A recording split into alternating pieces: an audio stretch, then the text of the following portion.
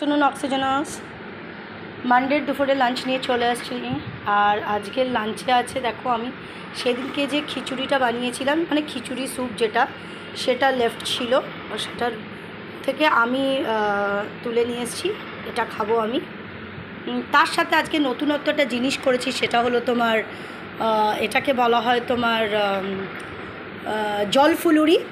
Actually তেঁতুল জলটা না মানে শুষিয়ে নিয়েছে, আরও তেঁতুল জল ভরে দিতে হতো, আমি ঠিক বুঝতে পারিনি, কিন্তু খেতে অসাধারণ টেস্ট। আমি যতক্ষণ না খাচ্ছি আমার জিভ দিয়ে জল পড়ে যাচ্ছে। আমি অলরেডি টেস্ট করে ফেলেছি, দুর্ধর্ষ খেতে জল ফুলুরি।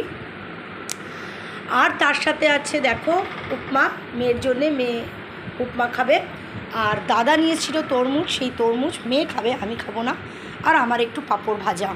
তো চলো, তার সাথে আমি অবশ্যই একটুখানি লেবু নিয়ে নিয়েছি, গন্ধ লেবু। তো চলো,